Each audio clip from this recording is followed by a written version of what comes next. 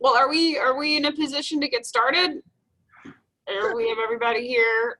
The presenters and the board members are present.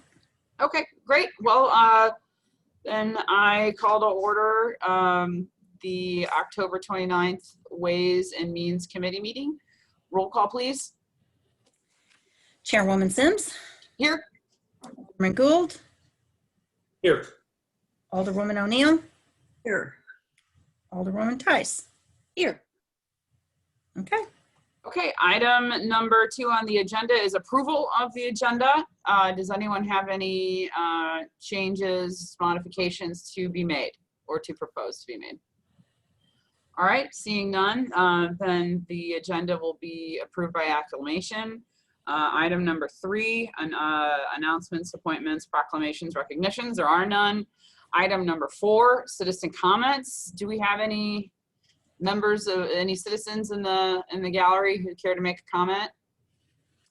Okay, seeing none, you will also have an opportunity at the end to make a comment should someone wish to do that or appear to do that. Item number 5 are reports of the committee chair and aldermen.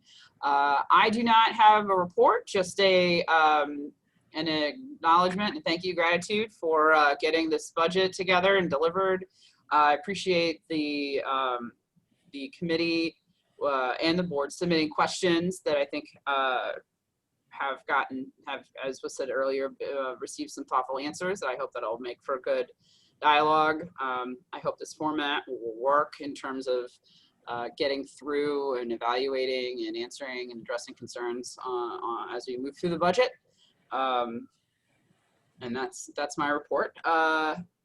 Alderman Gould. No report, just a quick little nitpick suggestion that next time when we have these, if we could get little tabs that have on the dividers so that you can see at a glance and flip to it quickly. Yeah. Here's mine. Post-it notes stuck in there work really well. Post-it notes. I'm going to do that on my own, but you know. There is a table of contents. But And the final proposed budget, Alderman Gould, will have tabs in them, but they got a professional printer at that point.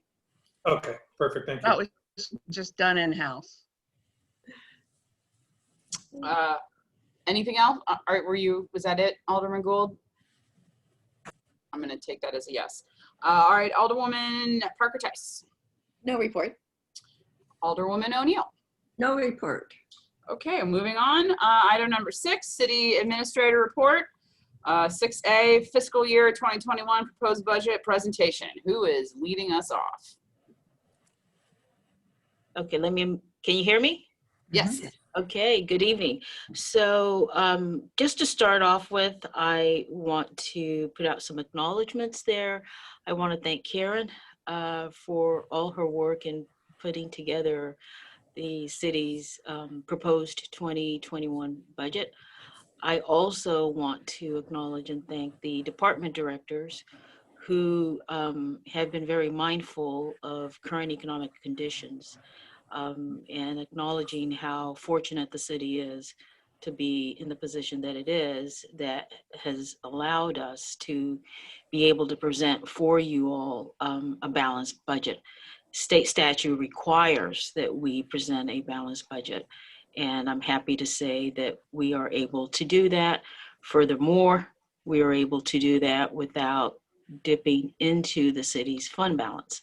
I think that there are a number of cities within the St. Louis County area, cities that we have intergovernmental relations with who are not as fortunate as the city, but they have a healthy fund balance. So hopefully that is getting them through the pandemic. But for those of you who are new to the budget process, I just want to take a little time to provide a definition on what a budget is. The budget sets forth a strategic resource allocation plan that is distinctively aligned with community goals, preferences, and needs. The budget is a policy document. It's a financial plan. It's an operations guide and a communication device all in one. So this budget, you should use it to evaluate and determine the quality and quantity of the city's programs and services that we provide our residents. It also states expenditure requirements to the line item detail for the allocation plan and the estimated available revenues to finance it. It sets targets. It provides a means of measuring accomplishments, goals, and performance measurements. And you all should use it, the elected officials, as a communication device to monitor departments, programs, and services that we provide throughout the year. It promotes the city's vision. It provides direction. It outlines fiscal health.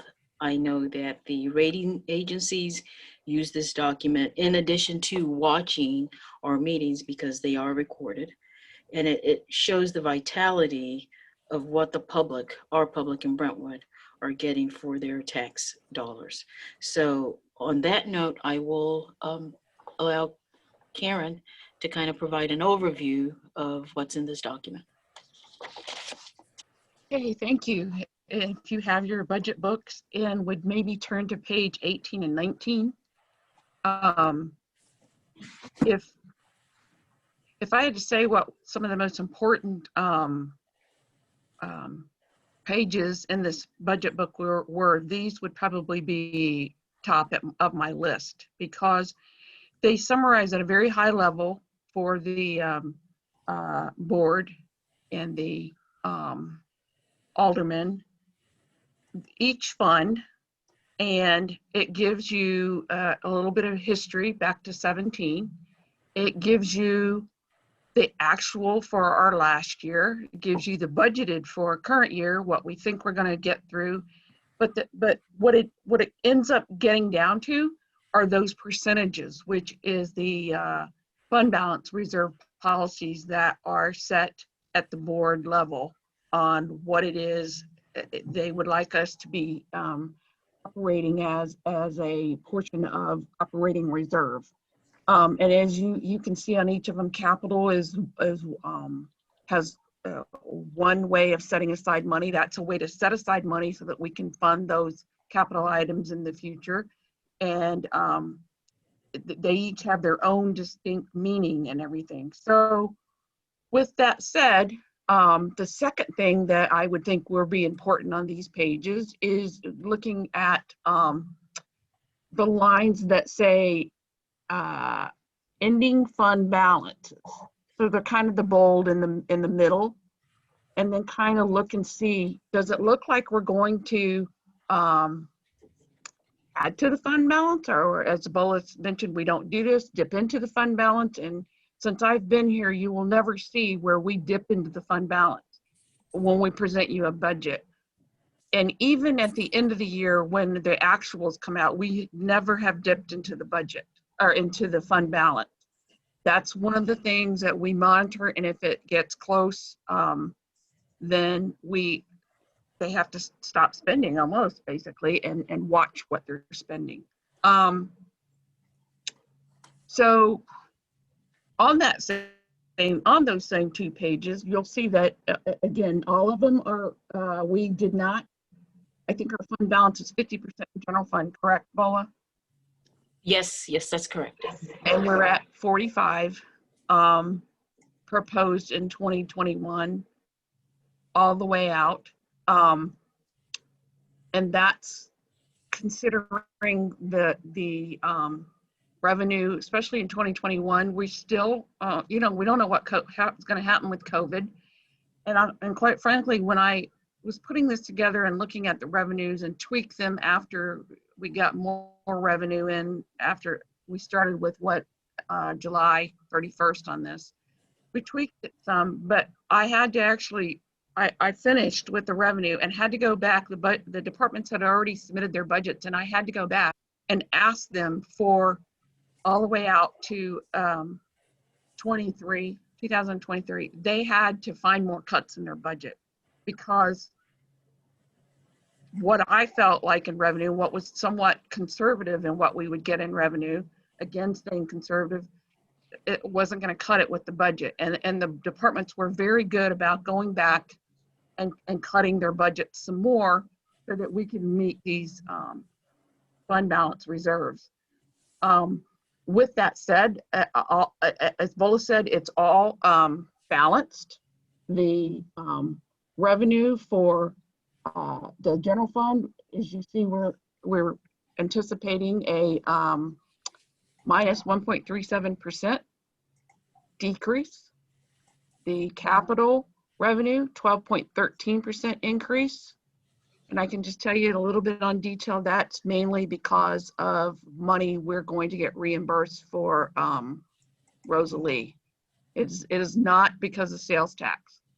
Economic development down 15.71%, and that again is because of COVID. It may take us a while to reach that magic number that we were given, that we thought we could reach. So it is again down. Parks and stormwater revenue is down 56.50%, and again, that's part COVID. That's probably all COVID, and not just sales tax. In other words, it's program revenues. Sewer, that's down a little tiny bit because that only comes from those assessments, and Dan Gumensheimer, Public Works Director, can get a real good idea of what we get based on the exact number of homes. So we brought it down to what we think it really will be. And then the page 19 gives you the overall summary of all those. If we'll go back up to expenditures, starting with the general fund, down 0.44% from 20. Capital up 5.85% from 20. What page are you referencing, Karen? And I'm still on 18 and 19 in the budget book. And Karen, just to, if I could just stop you for a moment, I'm no IT expert, but if you downloaded that document into and opened it in PDF, the application, I believe that you'd be able to rotate it. So that it could. That's Bola. So Bola, you would right click on it, Bola, and it. Actually, I think that icon that you were just next to. Oh, there you Right, go. there you go. Thanks, Bola. That's Bola doing that for me. Okay. So capital, as we were talking about, capital expenditures went 5.85% up from the previous year, or from 20. Economic development. You're going to see budget amendments for this, and that is because as I think I told you last week, the bond proceeds did not go in this fund. They did go into the stormwater and parks, and this fund will strictly be for paying for the 2019 COPs, which is, I looked it up today, that was what was written into the COPs official documents.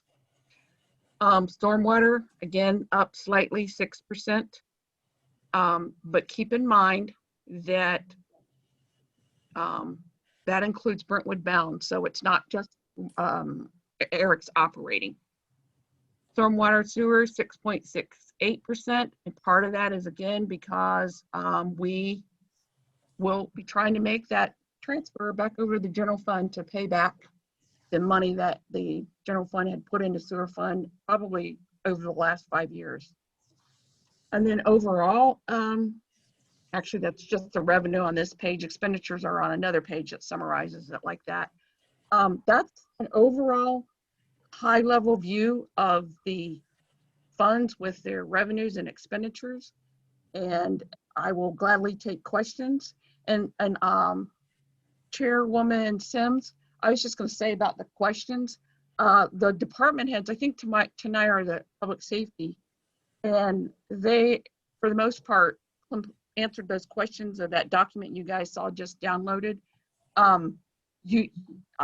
I think they'd be more than prepared, and they know which ones are their questions to answer those.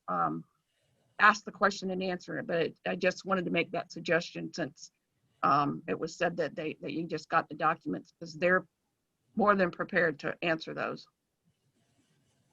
So any questions? Well, I guess at this point, why don't we, if you've got questions about revenue, because then I mean, if we just broke this off by subject matter, when we're then able to move into, the different departments. Right. And if there are questions, give me the benefit of the doubt if I don't call on you right away, because I'm not seeing everybody. It's when the screen is up, and I'm not suggesting that we should take the share screen down. I'm not seeing hands raised right away. So, but does anybody have any question about what we discussed just in terms of the revenues? And am I correct that I am seeing none? Okay, but if for my edification, we were, all of we took a conservative approach to revenues, and that's reflected in these documents. Is that Yes. accurate to say? Okay. Conservative, which we would normally do. And in addition to that, the uncertainty of COVID. I mean, it's not gone away. I've already heard that other places have shut down. They're telling you to go. I heard that on the news last night, go buy toilet paper. So we don't know. And we took that approach, which is part of the reasons why we had to ask the departments to go back and cut a little more from their budget that they had presented. So yes, you're correct. Great. And I think, and even in considering all that, I think our numbers are impressive. So that's something to be proud of. All right. Well, at this point, it's a someone, I think we're ready to move on to departments. Oh, I see, Nancy, you've got a question.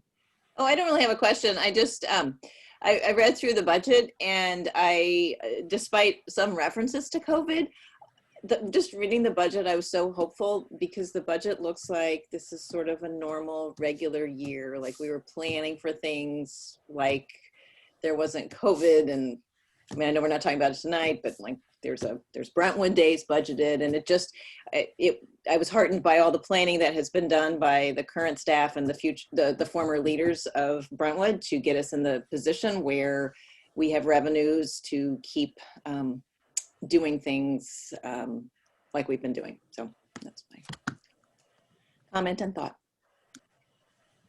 Well said. Okay, so I think at this point, if we just, police, fire, who wants to go first? In terms of leading off the subject. Alderwoman Sims, I think I'm scheduled next. This is Terry. Okay. Kelly, can I get the screen to share my pages? You can. Okay. Okay, now you can share. Sorry, Bola. Terry said he'd share his Can own. everybody see those now? You need to share your screen now. I thought I did. Okay, hold on.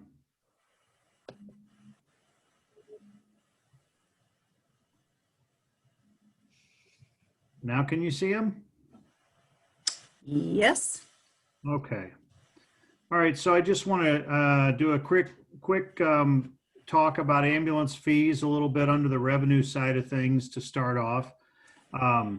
This has obviously been an unusual year. Run numbers are down for the year for the most part. And we picked a heck of a year to receive our first payment from the GEMT program, the Ground Emergency Medical Transport Program, which is a Medicaid. And Chief, just to be sure, we are on page 69 of the budget, is that right? I apologize. Yes, you're absolutely right. We're on 69. I got to get you guys to so, anyway, we picked a good year to start the Ground Emergency Medical Transport Program reimbursement with the Medicaid folks. We received $104,000 approximately this year towards the revenue side of our ambulance fees. So as you can see under that third category, ambulance fees, Karen's got us estimated about $270,000 in revenue for this year. Part of that was that $104,000, so that really bolsters our revenue for the ambulance for this year.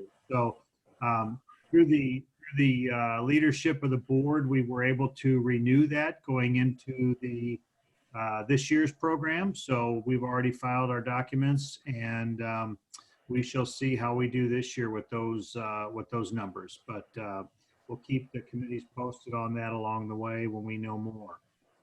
Unfortunately, we don't usually hear much until right towards the end of the second quarter, around the end of June. So anyway, that's all I have on page 69. Now let me change to page 94.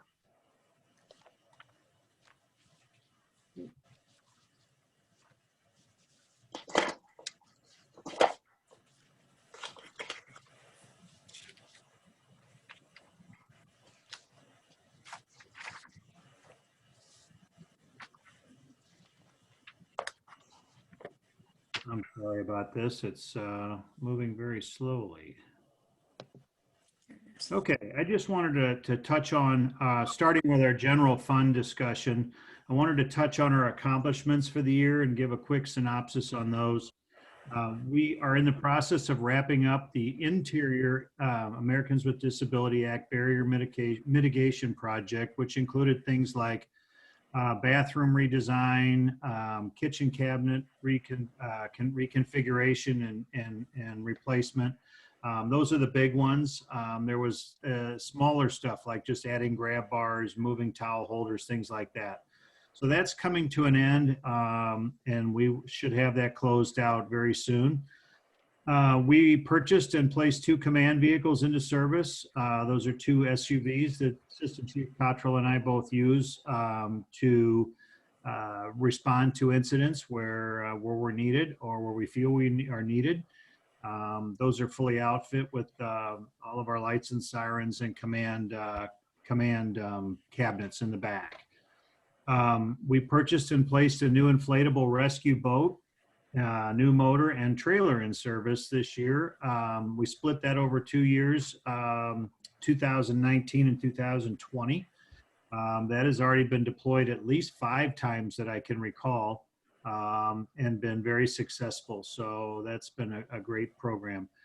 We've ordered a new ambulance. That is Assistant Chief Cottrell's project. He's done a tremendous job with that. It is ordered. It is going through the setup process with the manufacturer for all the approvals and everything that we have to do on that. Hopefully we'll see that sometime, maybe mid to early next spring. Not quite sure, but in that general area. We wrapped up all of our health and wellness exams for our fire department employees this year, with the exception of one who couldn't participate due to COVID. And so everybody did very well on that, and the program is continuing to serve us in a very positive way. We had no one taken out of service this year for any follow-up things, and the department is doing well with that. Increased special operations training. We just wrapped up some training last week that involved Brentwood, Clayton, and Maplewood through our shared training program. It was a technical rescue program specializing in trench rescue. We've had one of those in Brentwood at least that I know of, and so it's a good practice for our trench rescue techs. We'll also be doing more rope rescue, high angle type things, and swift water training as the weather starts to change in the spring.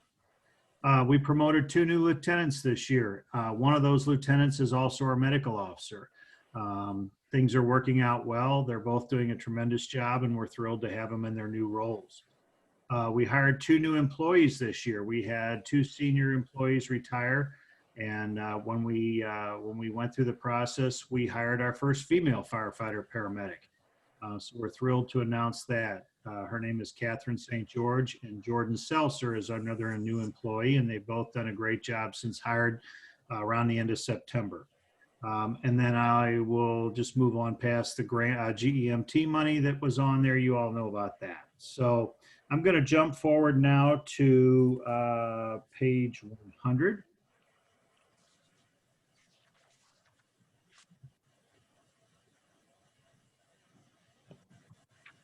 Chief, real quick, of those 5 times we had to deploy the boat, how many of those were within Brentwood, and how many were surrounding?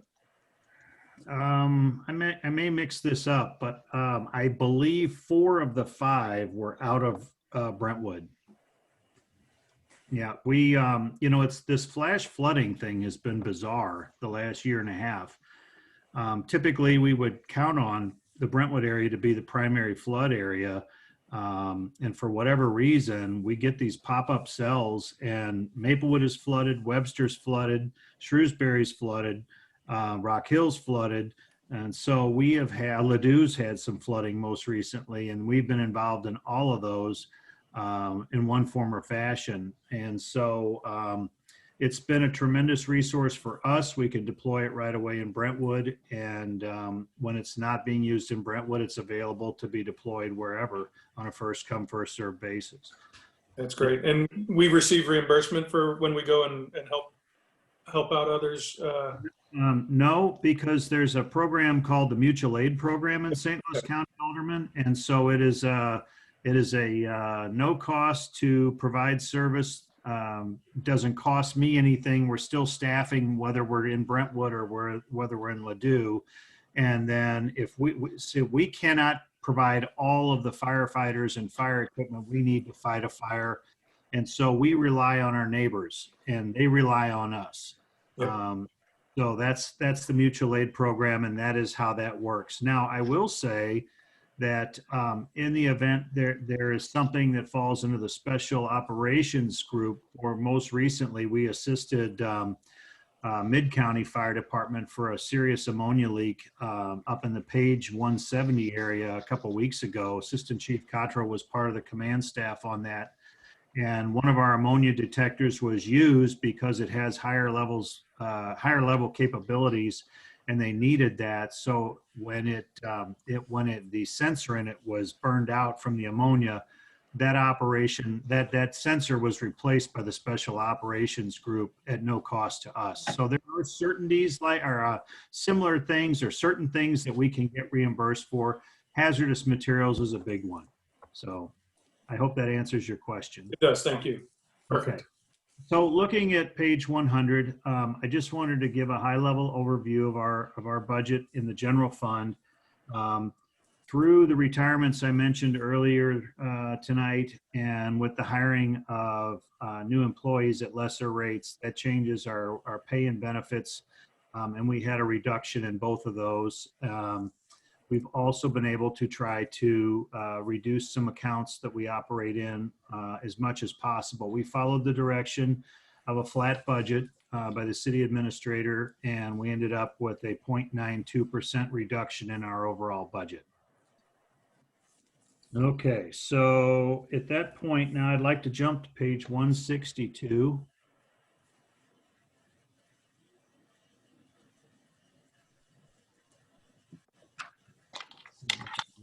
Quick.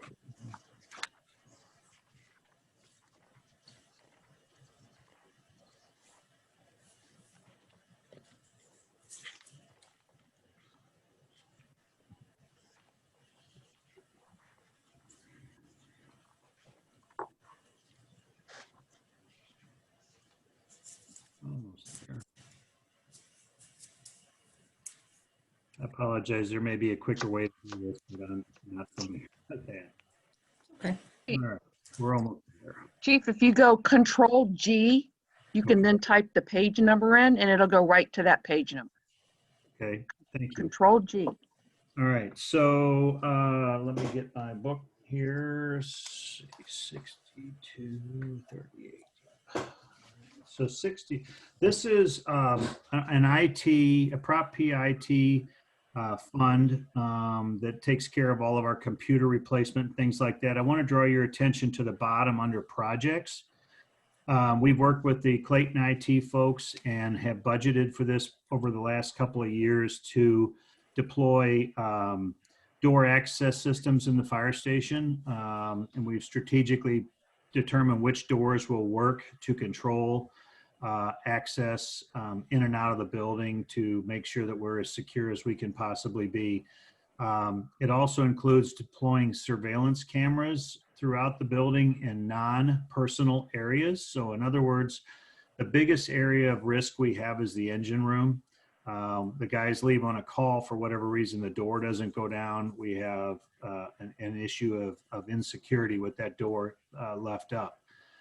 Sometimes that happens, but this will give us some surveillance footage that covers the engine room area and the doors into the other areas of the fire station, but it will not, and I repeat, will not be put in the crew living areas. This is only to keep an eye on the engine room and people coming and going from the building on the outside. So that's our big IT project this year, if you all approve the budget. I want to jump to page 165. Control V, Karen? Control, you caught me G. off guard. On the G. George, G is in George. Okay. Yeah, that means go to. That's why it's the G. All It's right. telling the computer to go to that page. Yeah, okay. So I'm going to actually not use that because we're going to just go right to 160. Okay. All right. Let me turn the page here. All right. This is our capital fund. And we have our Prop P fund at the top of the page under 6520. We've asked for some funding for additional technical rescue equipment and a new stair chair for the ambulance. We have since removed the command officer pagers and accessories. That will not be on the revised budget document you receive. That was old information that was inadvertently left on there. So two things, the new stair chair for the ambulance and the technical rescue equipment. And then I'm going to move, I'm sorry, go ahead. Did somebody have a question? Could I ask a this is Alderwoman Sims, may I ask a yeah, question? yeah, I mean, unless it goes off the rails, if you've got questions, please, don't cut each other off, but please feel free to ask. It's hard for me to see, not everyone's screen is on my screen. So you may be waving and you're not waving at me. So For me. please ask. Okay, yeah. Thank you. So it's probably answered in the email that we received, but I did wonder about I know it's not for next year, but in in that top section, the last line, boat, motor, and trailer in 22 and 23, So that Alderwoman Tice, that is a typo. super. Okay. That boat, motor, and trailer was all taken care of in 219 and 220. Those are just in 22 and 23. That was a typo, and that carries down into the green line as well. Perfect. Okay. Thank Aaron you. and I talked about that. That'll be cleaned up in the final document. All right, any other questions? If not, I'm going to move to 168. Just wanted to talk about this briefly because in previous years, you may have seen a large expense for a replacement of our old fire engine, which is coming up in the next couple of years if everything stays on schedule. And Karen moved that funding from a large capital amount in that vehicle replacement account in 6510, I believe it is, into this area here where it says down at the bottom of the green lines, it says new fire truck lease 3 years. I just wanted you to know where that money was transferred to. So the city, I guess, is going to consider a lease purchase on that if funds are as advantageous as they are right now that we obtain with the ambulance lease. So I just wanted to direct you to that where those funds had been moved to. So with that, I'm going to move to 184. Ooh, that's handy, Karen. Thank you. Before you do that, can we go back a page under fire capital 6510? A year from now, there's listed a Brentwood bound UTV. Can you talk Yes, about that briefly? be happy to. So that with all of the trails that we currently have in Brentwood and the new trail part of Brentwood bound, our ambulance and our fire truck will not fit on those trails. It will be a challenge to get to a patient that's off of those trails. And so with the addition of all the additional miles, or maybe miles is too much, but the additional trails and pavement, we are trying to come up with a way that we can transport a patient that may be injured on those trails back to a staging area where our ambulance awaits. So that would be something like a golf cart type device that can transport a stretcher and a patient. Thank you. That makes sense. Okay. And I also want to add on that we're going to try to obtain some sort of grant funding for that. So we're always looking for grants, and that's certainly on our list. So that may help us out at some point if we find the right grant. Thank Okay. you. Yes, ma'am. So let me get to, let's see, we're going to go to 184. Why did it go to 68? All right, hold on. Something's not working quite right here. Probably me. Control G 184. It's not going there for whatever reason. All right, hold on. We're going to do it the old way.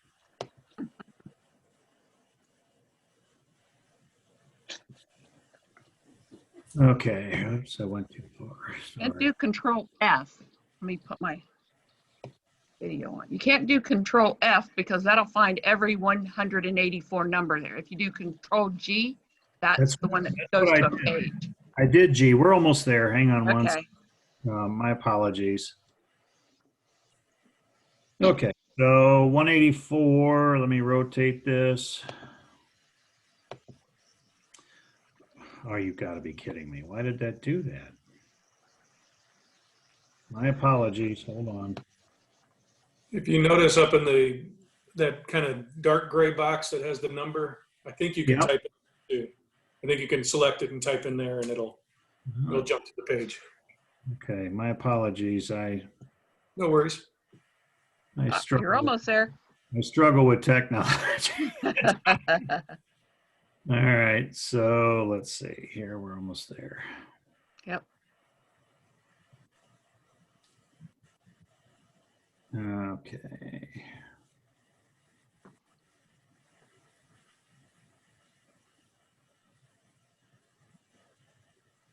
There we are, 184. Now stay put. Okay, so this is our capital fund that we are asking for, and these things this year, we tried to focus on must-haves this year because of having a large amount of money spent last year on vehicle replacement and trying to respect the wishes of the city and keep costs to a minimum. However, that said, I have a national standard that I have to follow to maintain our PPE, our personal protective equipment. Firefighting turnout gear is one of those things. So when Chief Jury and I got here in 2011, we ran into gear that was falling apart and we had to make some emergency purchase.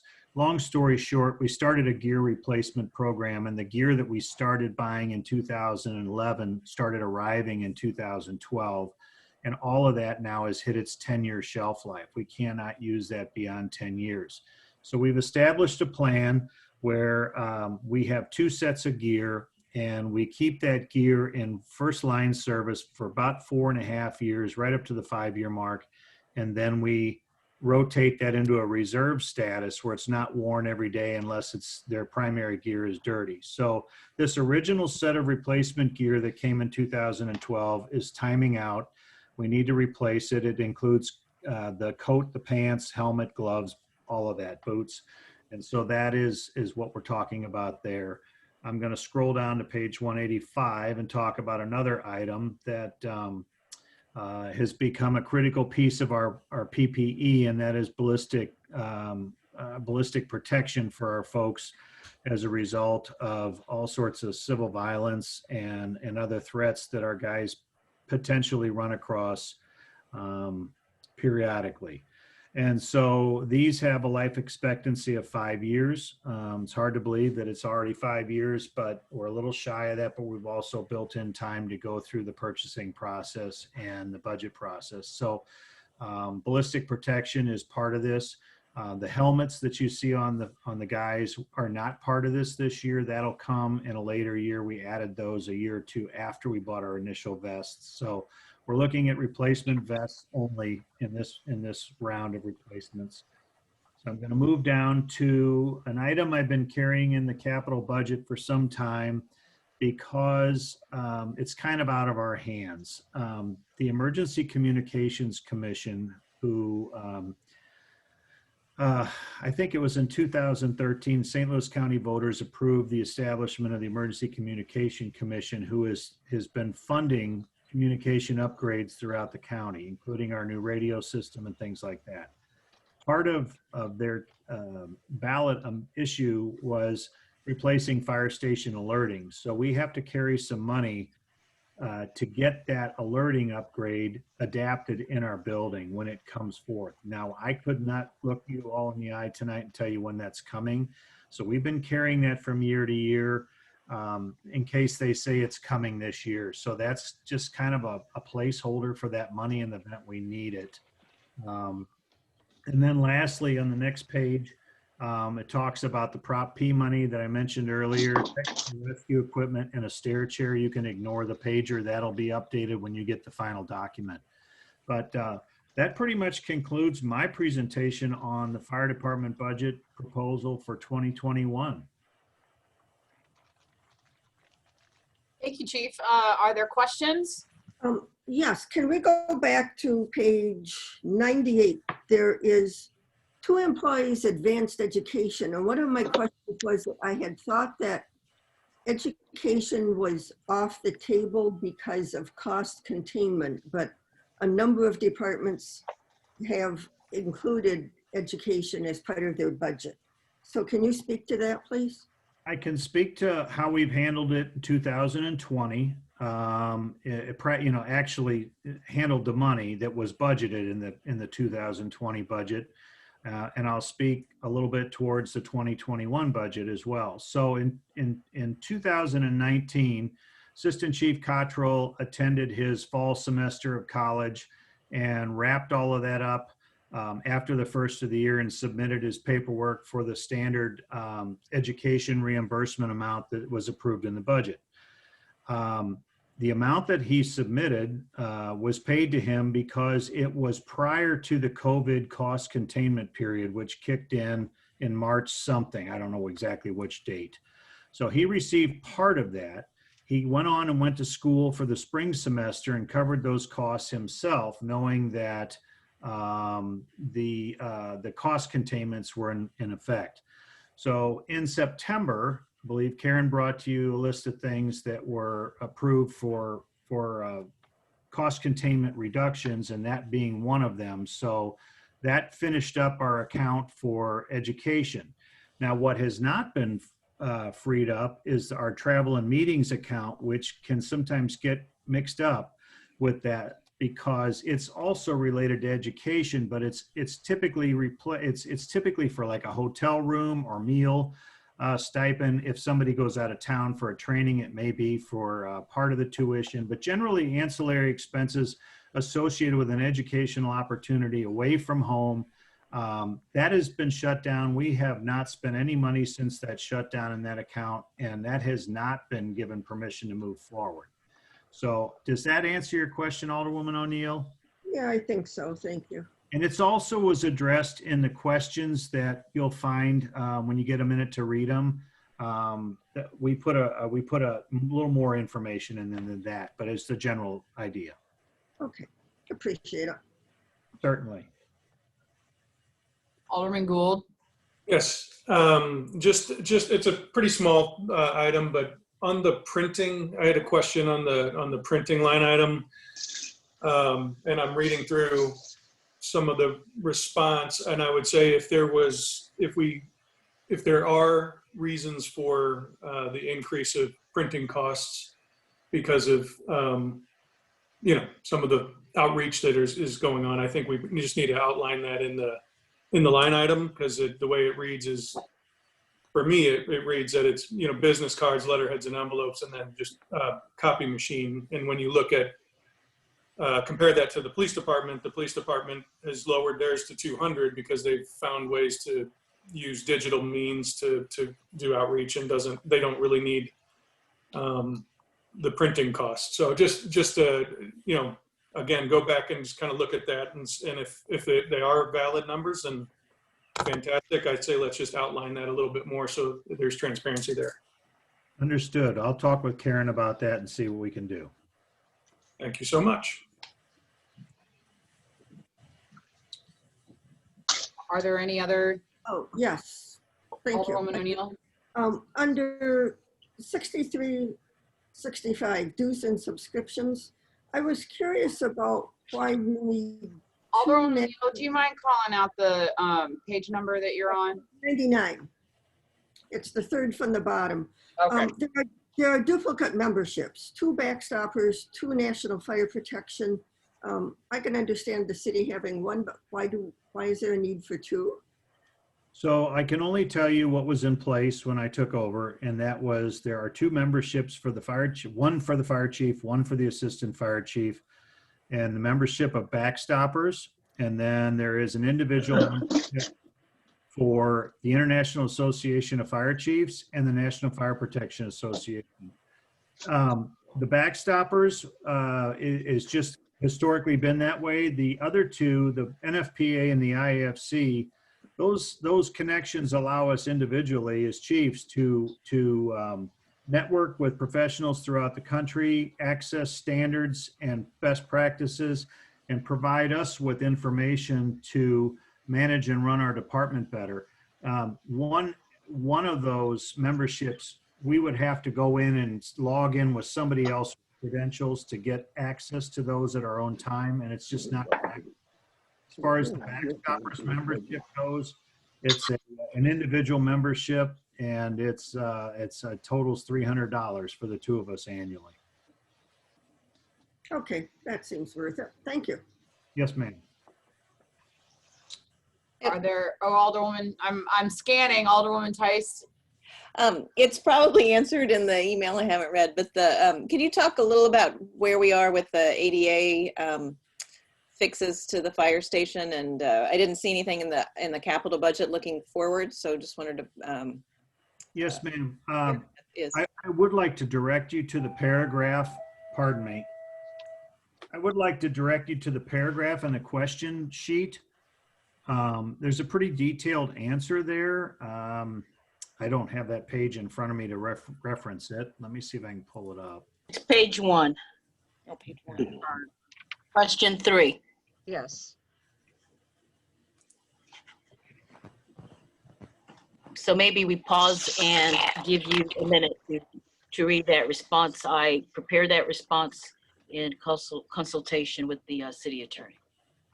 Hey, Or Chief, if what you doing? in summary fashion, that'll work. Okay, we'll find one. Great, thank you for that clarification. Okay. That's what good Lord made vacuums. Mayor Dimmitt, you may want to mute your, Oh, sorry. Sorry about that. It was my daughter.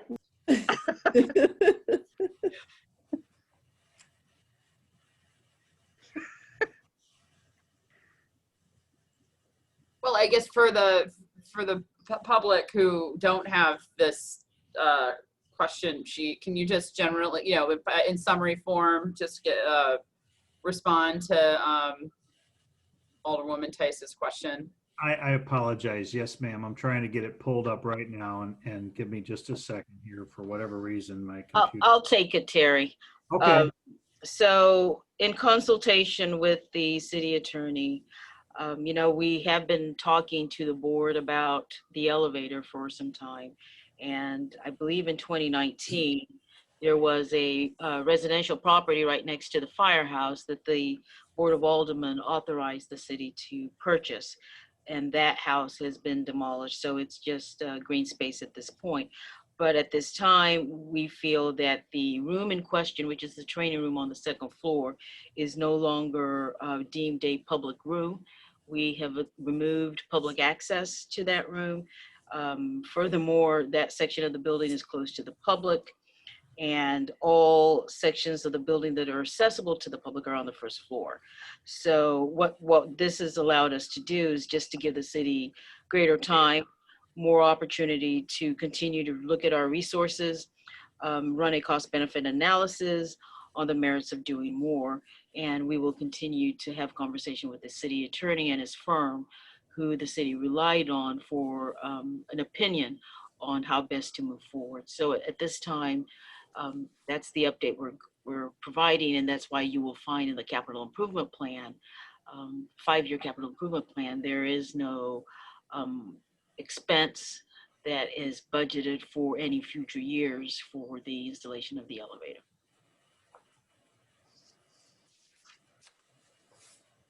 Okay, are there other questions on the topic of fire?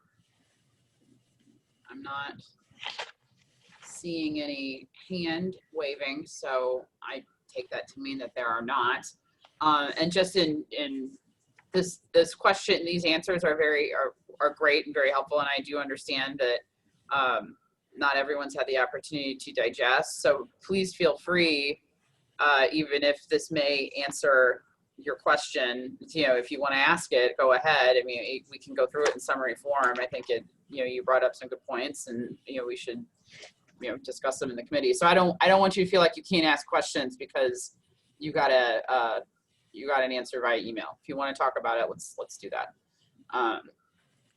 Having said that, I'm not seeing anyone raising their Alderwoman hands. Sims, Yes. that document is also under public content on board docs. So if there's somebody in the public who wants to see that response to those questions, it is available out there. Great, fantastic, thank you.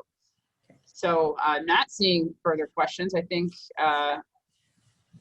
we can move on. Chief, thank you for your presentation and your time. Yeah. Thank you very much for the opportunity. I appreciate it. So that brings us now to police, and we have now returned to a grid, sort of a moving target, who will be leading us off for the police department. Chief? Yes, ma'am. Good evening, everybody. BOLA asked us to do a brief overview of 2020 for the police department. We'd like to cover that and then get into the budget.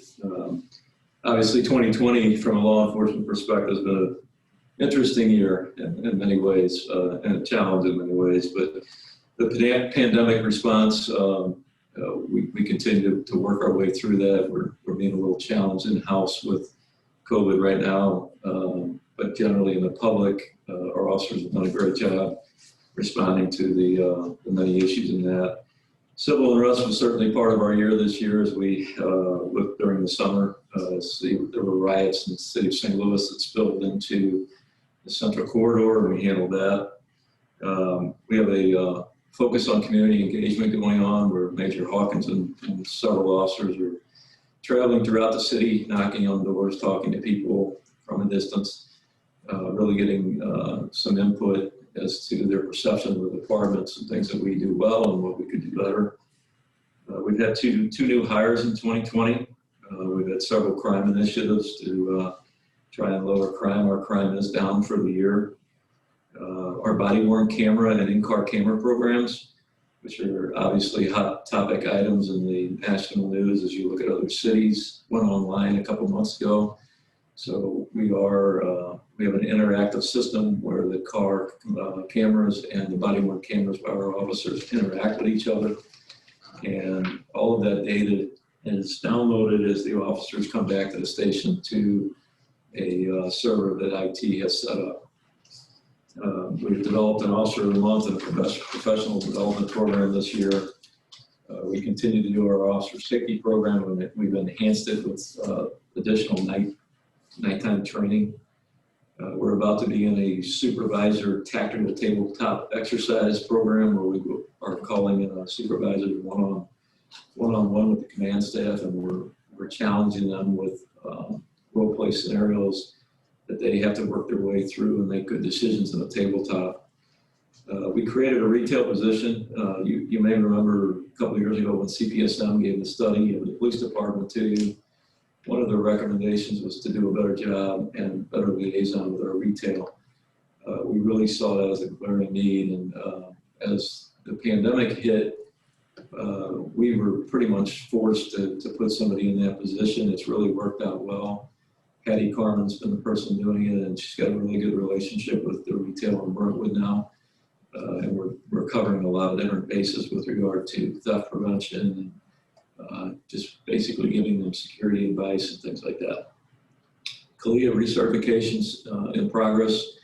You're going to hear in a minute in the budget, Major McIntyre, who's here with me, and Kevin Bossert will be doing some traveling coming up as part of that process. So what I'd like to do is just do a quick overview of our budget request to you. Bola, I don't know if you can hit the PD pages for us if you can. If not, we can turn to the police department section. It starts on page 125.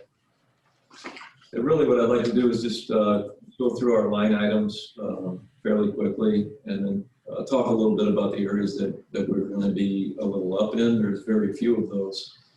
When you look at the first items that the department will be up a little bit in, salary, shift pay, benefits, those are kind of what I would call natural progression kind of things. Merit increases as officers increase their time served here are really responsible for that little bit of an uptick in salary. So that would be an area that we're up a little bit in. Most of the line items that you see in our budget are going to be consistent and really the same as we had asked for last year or this year in 2020. So a couple of them went up slightly. We estimate that the gasoline cost, petroleum, you'll see, we think that's going to go up a little bit. We may be a little bit over this year. That's why we asked for more for next year. As all of you know, our officers are, we request them and challenge them to ride each street in the city of Brentwood during their shifts. So it does rack up miles and does cost a little extra on our fuel, but we get really good feedback from our citizens doing that, so we plan on keeping that in place. One of the line items that you'll see, travel and meetings, we're up a little bit for the request in 2021. And that's a byproduct of the CALIA meetings that are going to be out of town. Jim, let's see, this year. They have 3 of them for next year, and there's Tulsa, Oklahoma. I think there's one in Little Rock, and I think there's one in Seattle, Washington.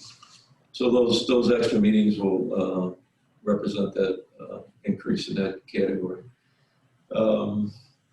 If you look at one of the line items, is the jails down. We are going to be down, obviously, from COVID this year. The number of arrests is down in 2020. So that was lowered a little bit, as you see, down to $10,000 for jail costs. Just so everyone knows what that really means is we got out of the booking and holding of prisoners business when I got here as chief almost 3 years ago. And we're part of several cities that house our prisoners at the Richmond Heights Police Department's jail cell. And there's a cost in doing that business, so that's what that amount represents. As you look across our capital requests to you, we only have one. There was a change to the Brentwood handbook last year regarding the purchase of vehicles for our department.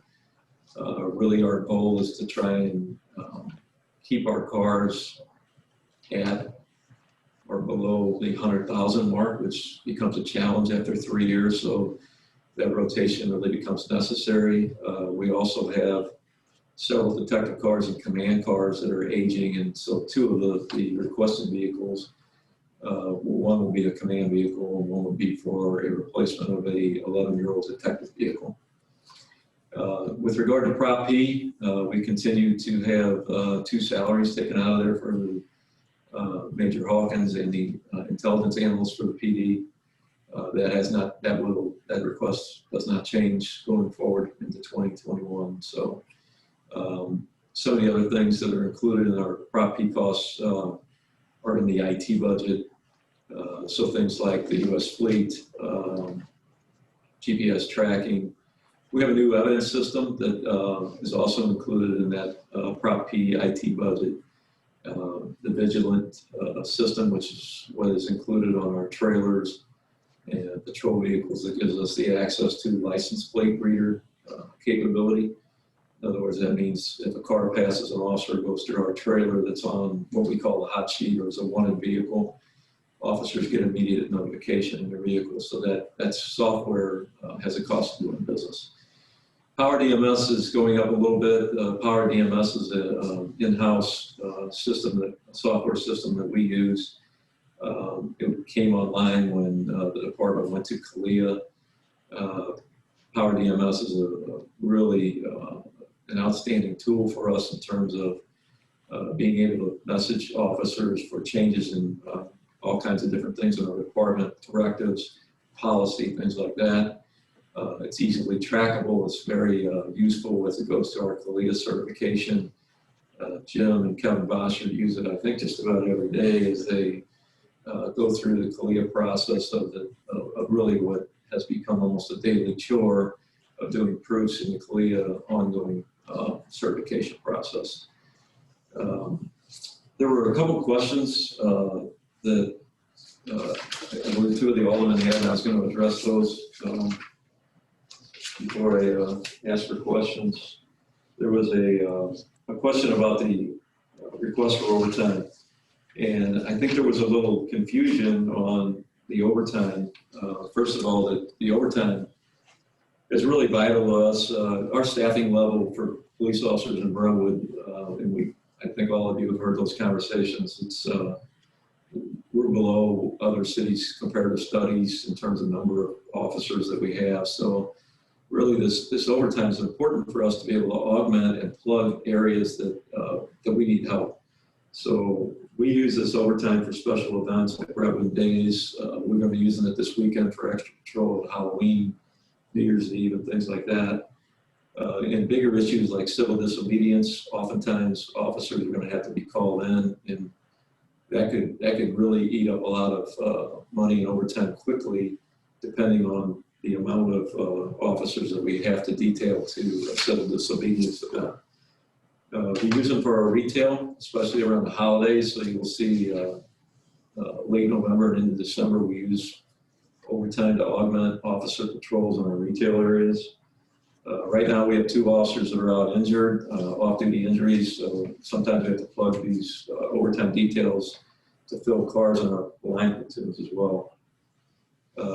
Obviously, for arrests, 1 month last year, we had 64 arrests. Many of those required booking and overtime costs for that. Our detective investigations often lead to extended overtime as well. So I think one of the little bit confusing things was that year to date, we're at 38,000 and some change having used overtime right now. And that is directly related to the effect that COVID's had in terms of really pushing office. We had 2 months where we were really, I would describe it as almost in lockdown in terms of self-initiated activity and things like that. So that greatly affected the amount of use in the summer. We do anticipate the holiday overtime being used again this year in November and December. So right now we're almost $39,000 used. But if you look at the years prior, we have that list of years prior. In excuse me, in 2017, it was right at $80,000 used out of the 90,000. 2018, it was a little over at 94,000 and some change. Last year, we were right at it, just a little bit over the 90,000. So asking for the 90,000 in the budget really has been a consistent number for us, and that's why we are asking for that again this year. Jim, did you have anything to add? No, I think that's it. I am done with the presentation. If there's anyone that had any questions of us.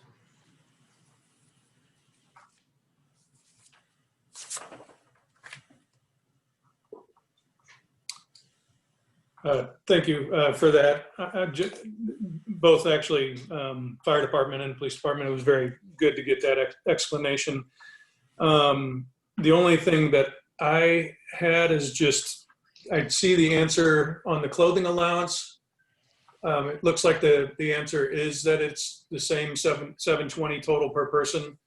And are you basing that on, if you're basing that on the FTE that you have listed in, we may need to adjust that number slightly than what's in the book. It just may be a typo. Because right now it says 20,160, and it would by my math, it would need to be 20,880.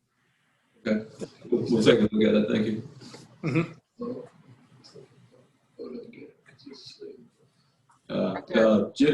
Alderman Gould, Major McIntyre pointed out that may be because we are listed at 29 employees, one civilian who does not receive a clothing allowance out of it.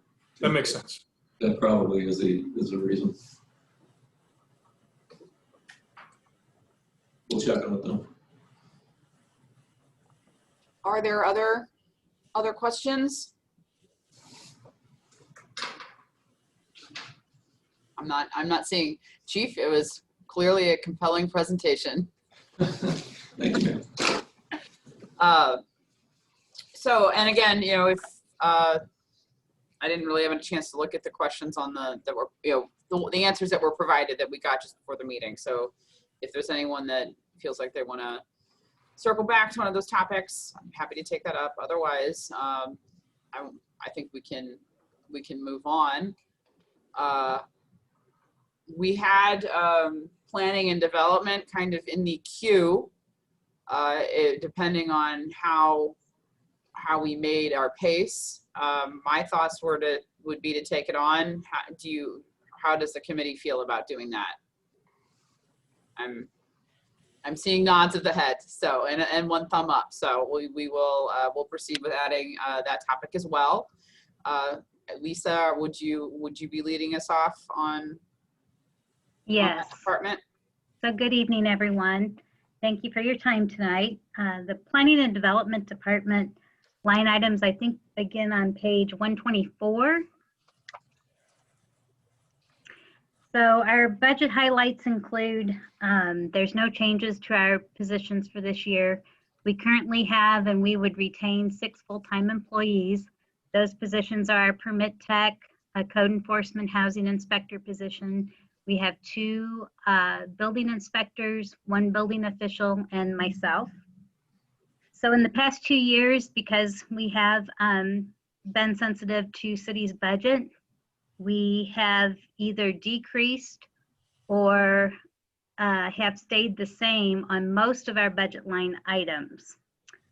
There are, though, a couple of budget items for 2021 that I'd like to point out and review with the committee. Those 3 line items include engineering, which is the number 6155.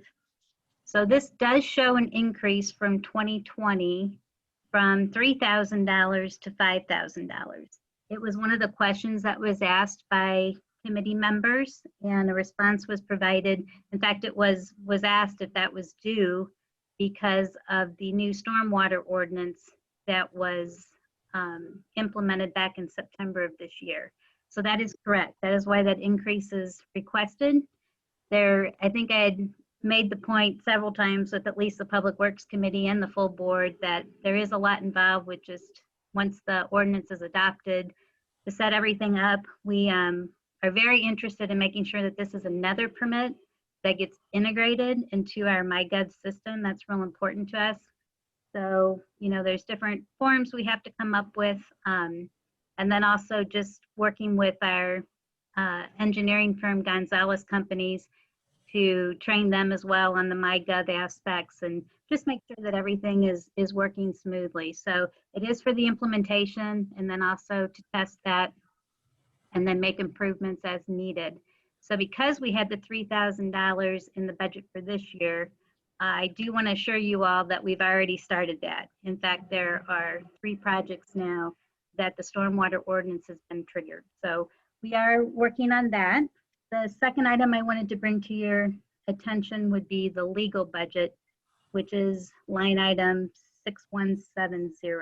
This also is an increase from $7,000 in 2020 to we are requesting $10,000.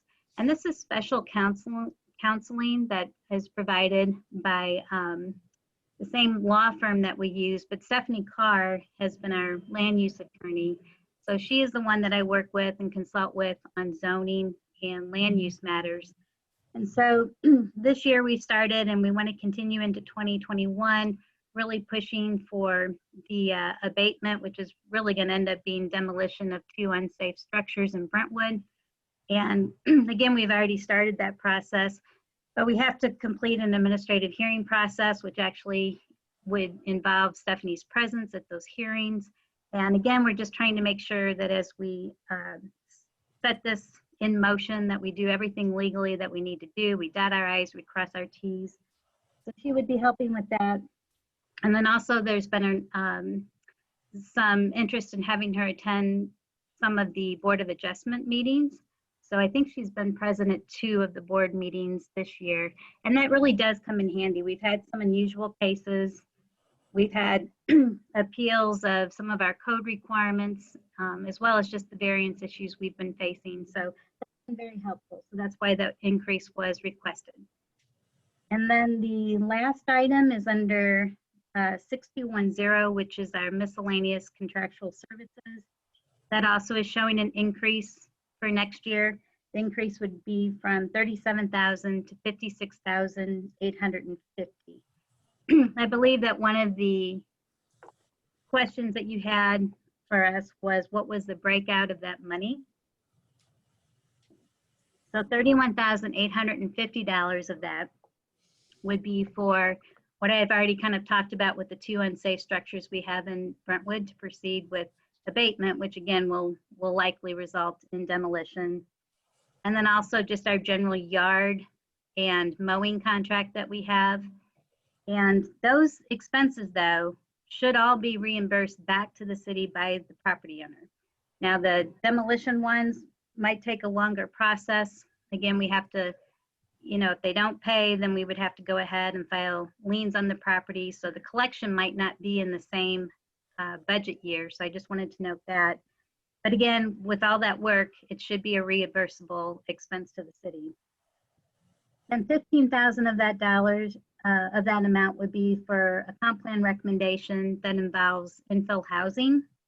And we're having obviously still more issues with infill housing related to some of our zoning requirements need to be, more zoning requirements, more teeth needs to be added there, as well as we've talked about now for quite a while, and it came up during our public engagement with comp plan, that of developing some type of residential design guidelines for infill development, which puts both property owners, builders, everyone on notice in terms of what the vision and the expectations would be with the ARB review.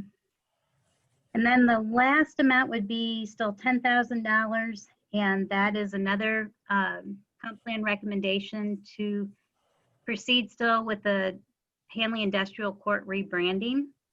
As you all know, we came up with the brand, The Link, and the $10,000 would be in there for now moving forward. If again, the label, the brand was acceptable, then the $10,000 would be to move forward with just very simple, low cost activities to start on that branding. What we're thinking is just some wayfinding signage, banners, and just start using the graphics in the area.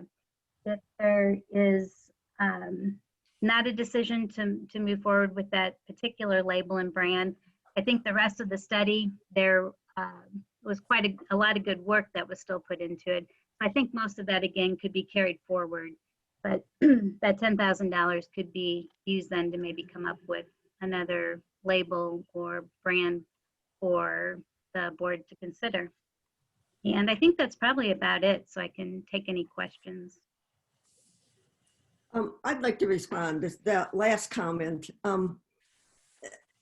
I think the reaction to the link was either lukewarm or negative. I am very much opposed to that. I think it's confusing for people between Metrolink and that. And I think because there's so much distrust of Metrolink for safety reasons, that tying a part of us to that is not in our best interest.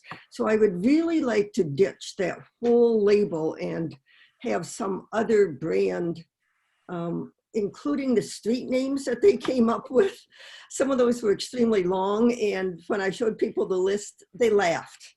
It just is not best work that they could have come up with. So whatever banners or signage goes up, can we please get rid of the idea of the link. And even if we don't come up with something else to put in its place at this point, at least do not push that. See if we can get that off the table completely.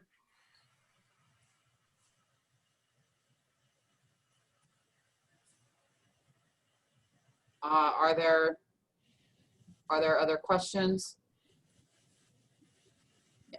Alderman Gould? Yeah, and to that point, one of the questions or comments or potential suggestions that I had is forecasting the branding needs that might be needed for the whole city and specifically the Brentwood Bound redevelopment area. We may need more money than $10,000 to do a project of that magnitude to make sure that there's a more holistic vision of what the city's branding looks like throughout, so that we don't have disparate kind of pieces here and there. So I just, kind of, I guess, encouraging you to come up with or think big for the full vision of what the city is undertaking right now, including the Hanley Industrial redevelopment, and, come back to the board, I guess, with some recommendations of what you think that might take. Because I don't see anywhere in there, and I haven't read through where some of the branding of the Brentwood Bound area of the potential redevelopment, where that might come from. Lisa, am I correct that we're budgeting now, but when it comes time to actually spend money, because I think that the Alderman Gould and Alderwoman O'Neill, raised some good points, and it's not the first time I've heard this sentiment. I was not able to attend the meeting. We have reserved the right to refine or change, or whatever we end up implementing can change or evolve, right? Well, so Arcturus was hired, and so they have fulfilled their contract agreement with the city, at this point. So again, I think we just do have to have direction if we're going to use the actual brand or that label. To kind of Alderman Gould's point, that was kind of the intent of where we started with looking at Hanley Industrial Court, was by then Brentwood Bound, the branding we had that, and again, not everybody maybe felt as strong about it or what have you, but it does seem like it's really carried through. It's worked real well.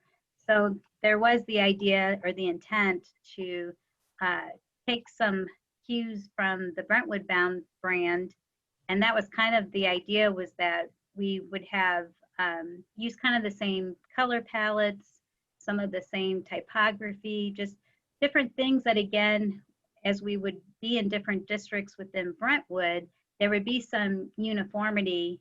And so it would be like, well, if you use these kind of graphics, you're in Brentwood, but still kind of hold on to that within each individual district, that there would still be some unique things about it. So that's why you can kind of see some carryover from the Link brand from the Brentwood Bound brand. But again, I think we do need to know if we need to have a different label, which again, we could come back with a recommendation on what would be various options for the board to consider. Do we do something internally? Do we put an advisory committee together? Do we hire another consultant? And I know the budget meeting is not necessarily to get into the weeds of those details, so I don't mean to do that.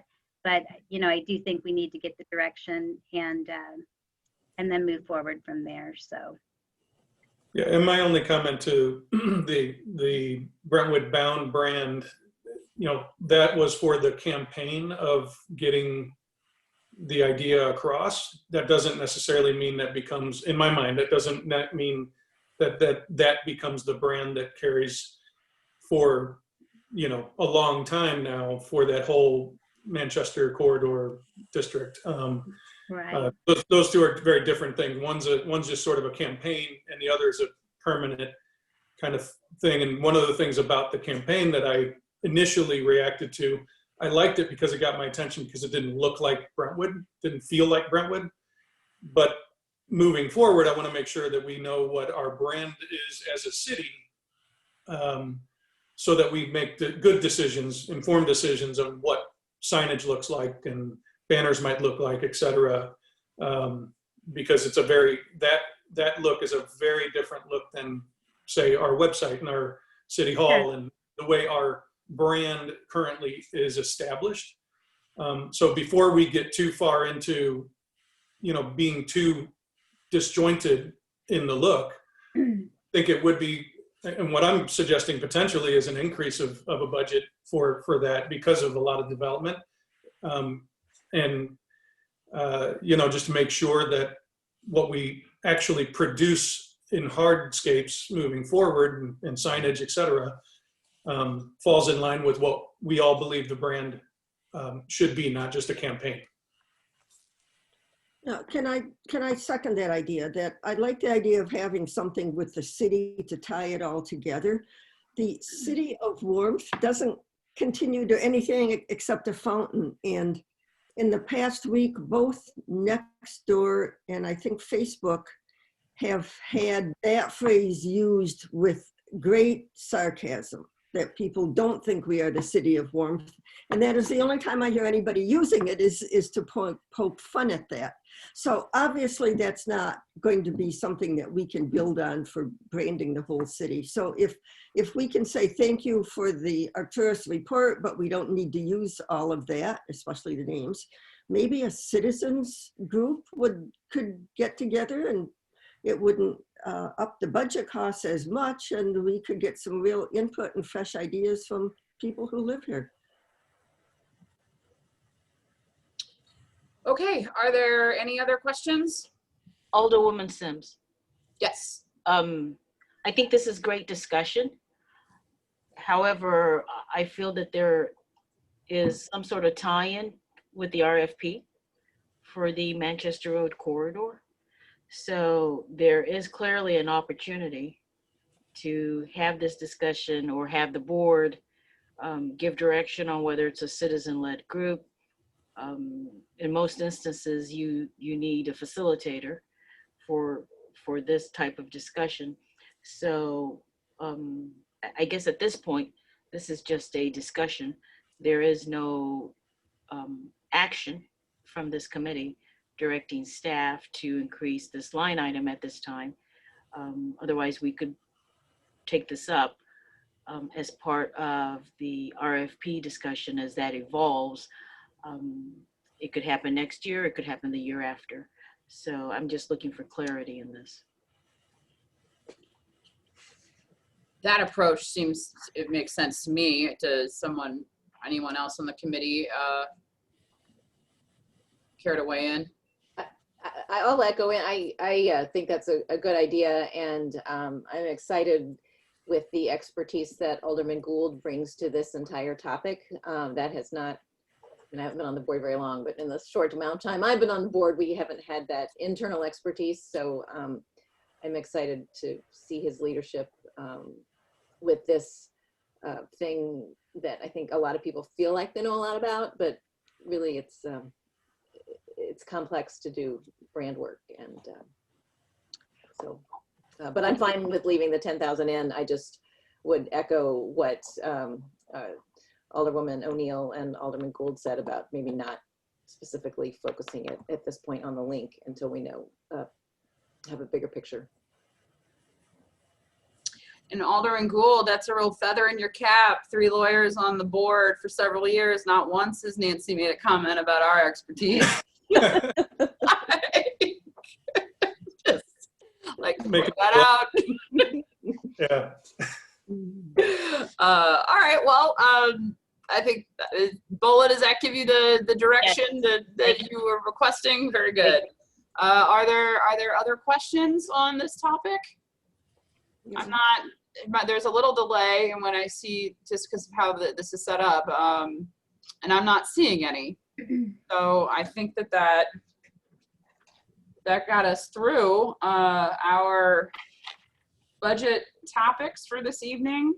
Our next committee meeting is set for Thursday, November 5th at 5:30 p.m. And the departments that will be on deck are Public Works and Parks and Rec, and the revenue and expenditures of those departments.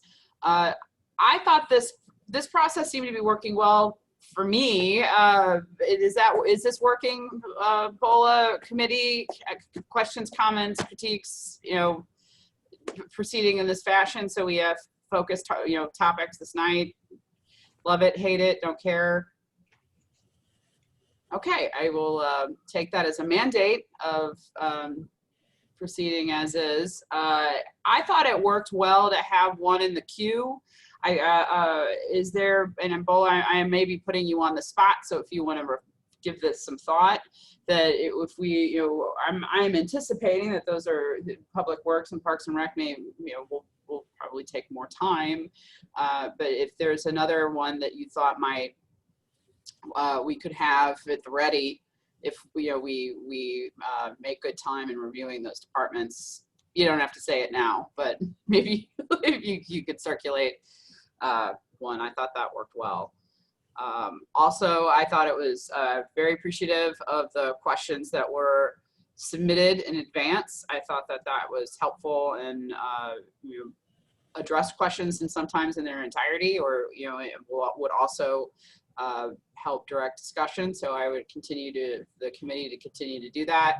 I would also invite other members of the board to do that as well.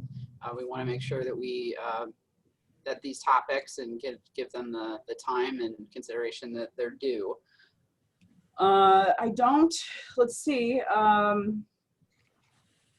there anything, Karen? I'm just next on the agenda. Yes. Oh, okay. All right. So that was 6A. So now moving on to item 7, department reports. 7A, annual audit update. Okay, so at 4:52 p.m. today, I got an email from, I think Bo and I both did, from Rana Alanis, who has been helping. But I'm not going to go into the details of what happened since last meeting, but we did get an email Monday that caused me to go into BOLA and say, we had a chat about it. At any rate, we got an email at 4:52 in which Rana said she got a response from Bot Steel that said, okay, we are moving forward. That's what Rana says. So by tomorrow, Rana is working with Michelle at Bot Steel, Michelle Graham. At the very least, we want to have to them on Monday a trial balance, which is not the full-blown CAFR.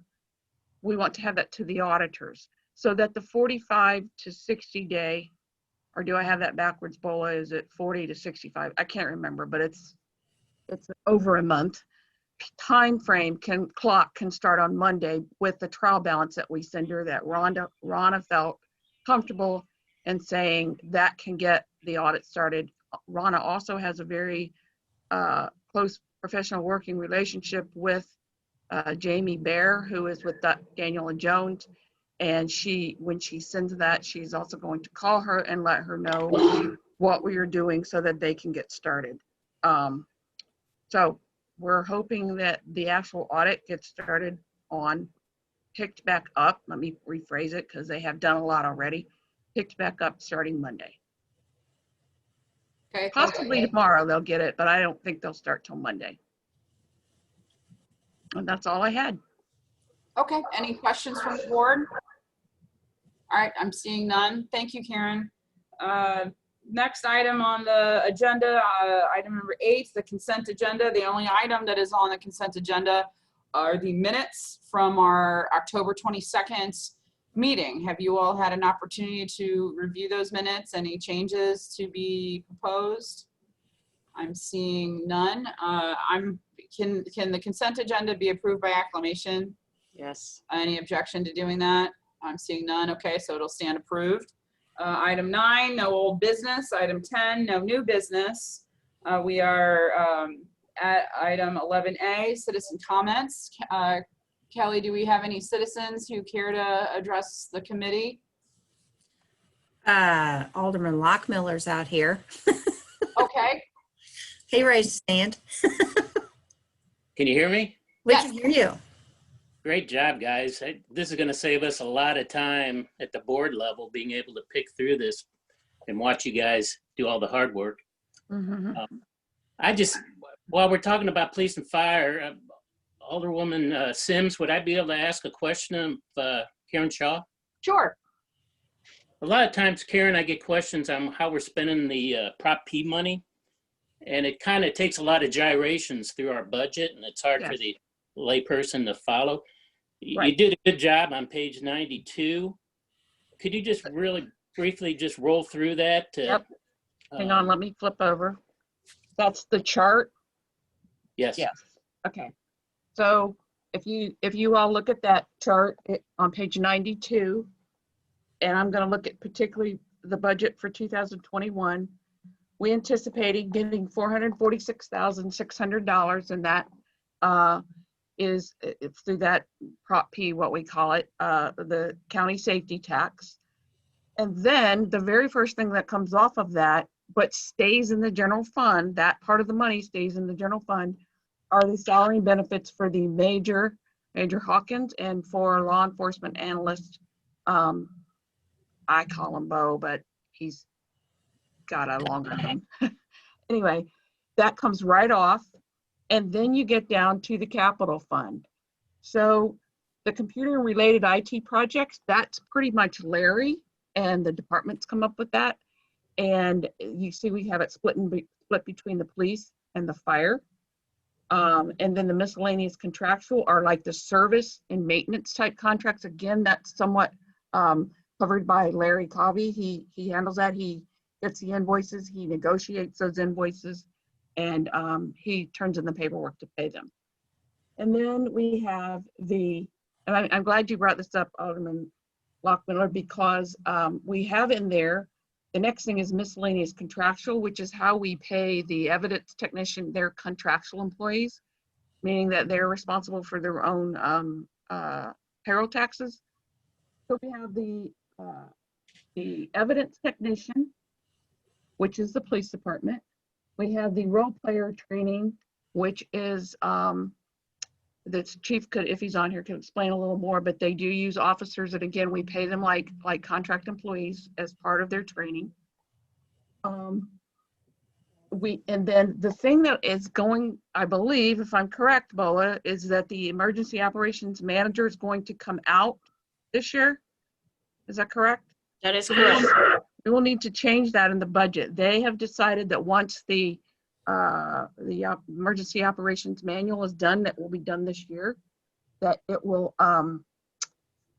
they will no longer need him. Had he stayed in there, it has been being split between the police and fire, his portion of the salary, and was coming out of Prop P. And then the last one, as Chief Curtin said, as you see pagers there again, this pagers is not part of this. It's that ambulance chair stair which will go in the ambulance, and the technical rescue equipment. That's how we come up to the amount we will spend. And then as you see, the balance of it is the 1287. That's how we come up with that. So it's split between police and fire, but off the top, the majority of it will go, and that was if I remember correctly, Bola, the whole reason we were allowed to add the 2 positions was it was coming from Prop P money, earmarked as Prop P, correct? For those 2 positions back then. In the budget book, ever since Prop P was passed by the voting public, the city has allocated 100% of that 446, 47, it varies each year, to public safety. And in the city of Brentwood, public safety means police and fire, whether it's for personnel, whether it's for equipment, whether it's for IT. Those are the uses that the city has allocated for Prop P. And we've created, I think Karen mentioned, a page specifically that shows where all those funds are being spent. So it's really easy to just turn to it and know how we're spending that money.